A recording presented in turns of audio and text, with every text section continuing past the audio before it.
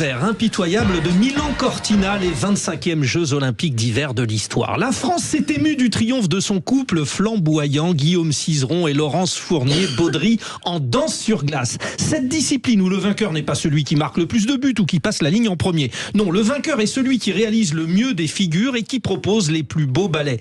Pas simple ces sports olympiques qui déterminent leurs champions artistes. Imaginez, champion olympique de chanson, premier Jean-Jacques Goldman, deuxième Johnny Hallyday, troisième Charles Aznavour. Ça relève du subjectif. Enfin, savourons, la France a gagné. Inespéré il y a encore quelques semaines, Guillaume Cizeron avait quitté il y a un an Gabriela Papadakis, avec qui il avait déjà été champion olympique. Les deux ne se supportaient plus. Du coup, en une petite année, Guillaume a préparé cette édition avec Laurence, sa copine d'enfance, une Canadienne qui a obtenu la nationalité française il y a 3 mois, en accélérant un peu le mouvement. What else? Bravo à nos deux champions.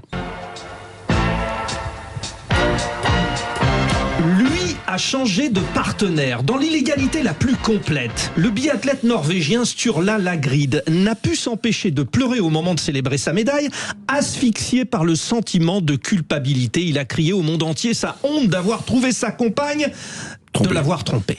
Et oui, qu'il l'a disqualifié logiquement dans la foulée avant son départ pour Milan. Sturla tente de la récupérer évidemment, y compris en lui dédiant sa médaille et en avouant sa faute devant les micros des télévisions du monde entier. Sa compagne lui aurait bien pardonné si finalement, je la cite, elle avait choisi d'être placée dans cette position, sous-entendu de la cocu montrée du doigt par le monde entier. Elle conclut son interview accordée aux médias norvégiens venus la sortir de son anonymat, je cite encore, « Il est douloureux de s'y retrouver ».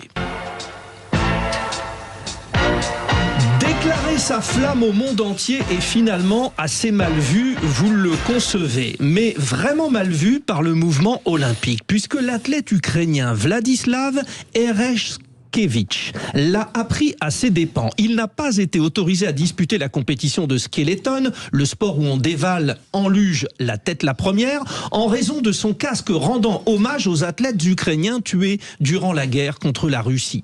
Un message considéré comme politique, ce que le comité d'organisation olympique interdit formellement. L'Ukraine et le CIO, une vieille histoire. Pendant les Jeux d'hiver de Sotchi en Russie, en 2014, le pays hôte avait envahi la Crimée. Les athlètes ukrainiens avaient voulu protester en portant un brassard noir en souvenir de ceux qui déjà tombaient sous les bombes russes. Ils avaient été éconduits. Pourtant, les cocus, c'était bien eux.